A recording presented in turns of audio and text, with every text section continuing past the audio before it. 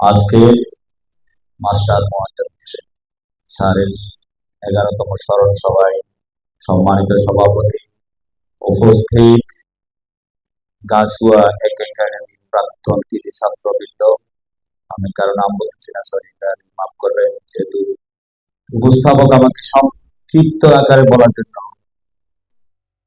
অনুরোধ করেছেন, যার কারণে নাম বললাম না। উপস্থিত সন্দ্বীপের বিভিন্ন প্রান্ত থেকে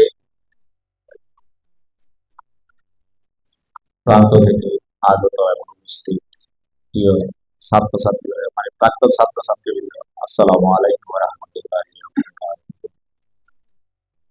আসলে আজকের যতজন বক্তব্য রেখেছেন সবাই স্যারের গুণগানই করেছেন। আমি স্যার নগণ্য ছাত্র হিসাবে আমারও কিছু বলার ছিল। স্যারের সাথে আমার ব্যক্তিগত কিছু সম্পর্ক ছিল, যদিও স্যার আমার দুনিয়ার মানা ধরার কোনো আত্মীয় ছিলেন না, ছিলেন শিক্ষক হিসেবে আত্মার আত্মীয়।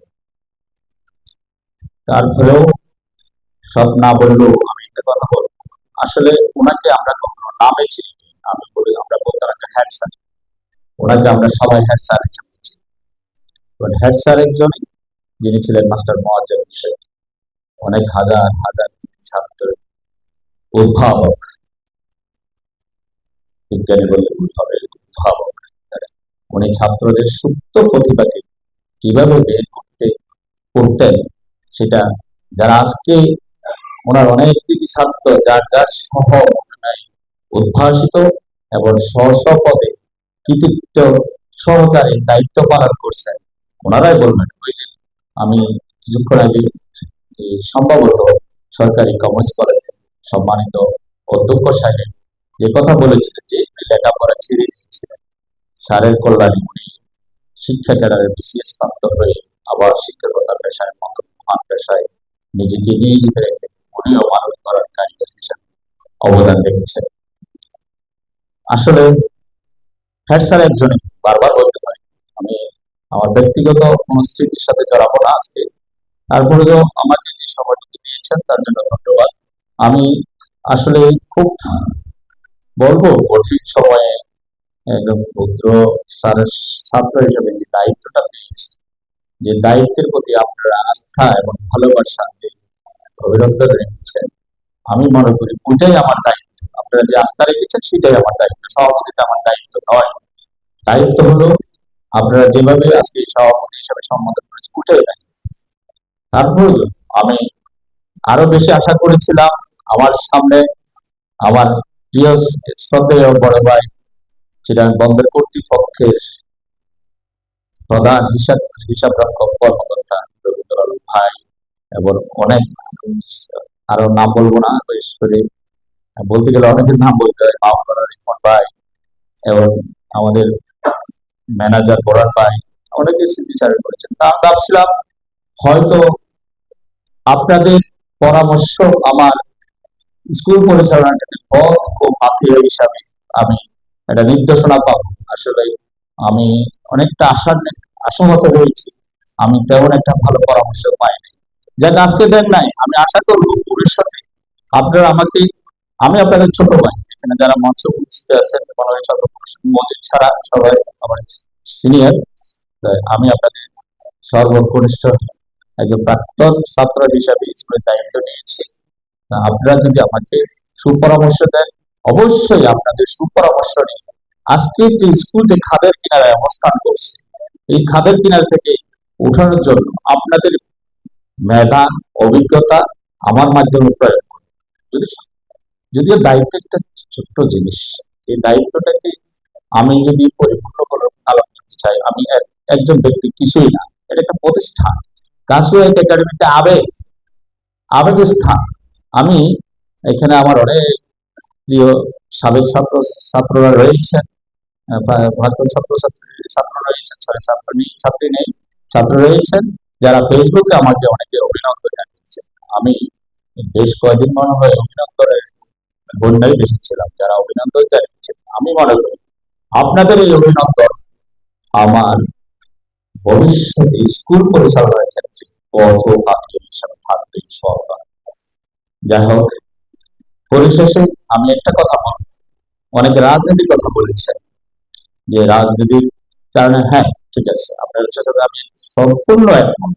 বিগত 17 বছর আমি কোনো রাজনৈতিক বক্তব্য রাখবো না, বিগত 17 বছর শিক্ষা প্রতিষ্ঠানকে যেভাবে দলীয়করণ করে গিয়েছেন, কিন্তু আমার পূর্ববর্তী সভাপতি জনাব শামীম ভাই অনেক কিছু কথা বলেছেন, কিন্তু স্কুলের আরো বিষয়গুলো খোলামেলা আলোচনা করতে বেশ ভালো হতো। তাহলে ওনার ওনার দেওয়া বক্তব্যের অভিজ্ঞতা থেকে আমি স্কুল পরিচালনা করতে আমার একটু সুবিধা হতো। কিন্তু উনি বিশদ বিবরণ দেয় নাই, শুধু এটা ফান্ড কথা বলেছেন। আসলে ফান্ড তো স্কুল না, চেয়ার টেবিল স্কুল না, শিক্ষক স্কুল না, স্কুল একটা আবেগ, মানুষ তো এই কারখানা, এটা একটা একটা কারখানা, এটা একটা ইন্ডাস্ট্রি।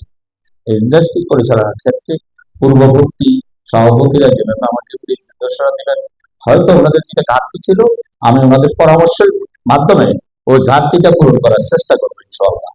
আরেকটা কথা আপনাদেরকে বলে রাখি, যে রাজনৈতিক বক্তব্যটা এসেছে, সভাপতিগুলো বিশেষ করে বিগত সময়ে রাজনৈতিক বিবেচনায় সভাপতি হয়েছেন, হ্যাঁ এটা ঠিক, কিন্তু আমি বলবো, আমি আফসার, আমি রাজনীতির একজন কর্মী, তবে এটা রাস্তায় মাঠে স্কুলে নয়, স্কুলে নয়, আমি স্কুলকে রাজনীতি মুক্ত করবো। ইতিমধ্যে আমি আমি এখনো এই দাওয়াতের কারণে, আজকে প্রোগ্রাম অ্যাটেন্ড করার জন্য, আপনাদের সাথে এই একটু কথা বলার সুযোগটা নেওয়ার জন্য আমি স্কুলে এখনো যাইনি।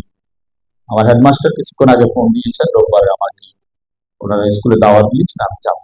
যাবো, দেখবো সমস্যা কোথায়, সমস্যাগুলো চিহ্নিত করব, সমস্যা চিহ্নিত করার পরে সমাধানের বিষয়টা আসবে।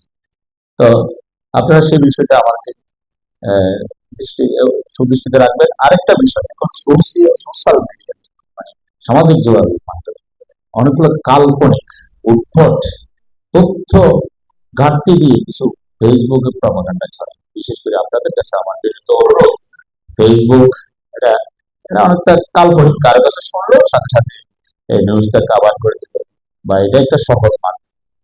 এই সহজ মাধ্যমের এই অপপ্রয়োগ, অপব্যবহারের কারণে আমরা বিভ্রান্ত হই।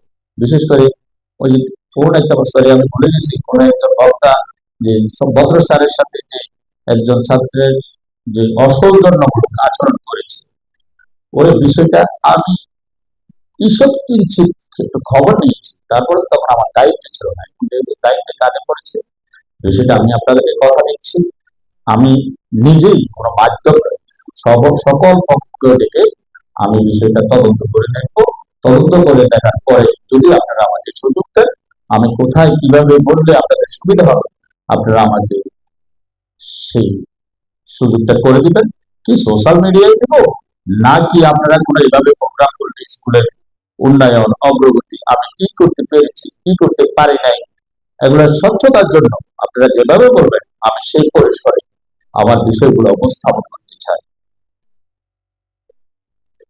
আসলে এখন আমার দায়িত্বটা একটু চ্যালেঞ্জিং সময় হয়ে গেছে, যেভাবে হোক, আমি জানি না কতটুকু সত্য কতটুকু মিথ্যা। স্কুল নিয়ে যে এটা বিতর্ক সৃষ্টি হয়েছে, 5 জন শিক্ষক, খণ্ডকালীন শিক্ষককে আহ, কোনো একজন কন্টেন্ট ক্রিয়েটর, অথবা আমি বলি ফেসবুক যে চালায়, মানে ফেসবুক মিডিয়া, এটা পারিবারিক বিষয় সম্ভবত, আমরা যখন শুনেছি পারিবারিক বিষয় স্কুলে যখন নিয়ে গেল, তখন পারিবারিক বিষয়ে এই যে অপপ্রয়োগ, অর্থাৎ সামাজিক যোগাযোগ মাধ্যমের অপপ্রয়োগটা এখন আমাদের স্কুলের উপরে দারুণ ভাবে প্রভাবিত করছে।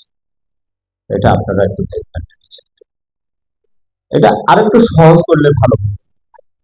এভাবে পারিবারিক বিষয়টা স্কুলে নিয়ে এসে স্কুলকে আজকে যেভাবে মানায়, মানে শিক্ষা পাঠদানের যে ঘাটতি তৈরি হয়েছে, যে সমস্যার সৃষ্টি হয়েছে, এগুলোর জন্য এই সামাজিক যোগাযোগ মাধ্যমের অপব্যবহারে নিয়ামক শক্তি হিসাবে কাজ করছে। তো ভবিষ্যতে আপনারা সবাই সজাগ দৃষ্টি রাখবেন, স্কুলের প্রতি খেয়াল রাখবেন, যাতে স্কুলটা ভালো চলে। আপনারা আমার প্রতি যে আস্থা রেখেছেন, যাতে আপনাদের আস্থা এবং ভালোবাসার প্রতিদান দিতে পারি, তার জন্য আপনাদের সবার কাছে সহযোগিতা এবং দোয়া প্রার্থনা করছি। সর্বোপরি অনেক বক্তা বক্তব্য দিয়ে গেছেন, এখন আসলে আমি তো শেষ পর্যায়ে আসছিলাম। আমি আমার প্রিয় অবস্থাপক থেকে সময় নিয়েছিলাম পিছনে, তো আপনারা আমাকে কোনো পরামর্শ দিবেন, সেই পরামর্শ শোনার জন্য আসলে আমি সময়টা পিছনে নিয়েছি।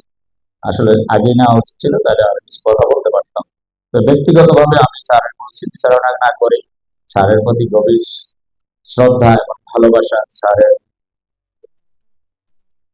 জান্নাতের উচ্চ মাকাম কামনা করে, এবং আমার যত প্রিয় শ্রদ্ধেয় শিক্ষক ইন্তেকাল ফরমাইয়াছেন সকলের জন্য জান্নাতের উচ্চ মাকাম কামনা করে আমি আমার এখানে বক্তব্য শেষ করছি। আল্লাহ হাফেজ। আসসালামু আলাইকুম ওয়া রাহমাতুল্লাহি ওয়া বারাকাতুহু। চেতনায় একাত্তর, হৃদয় স্বদেশ।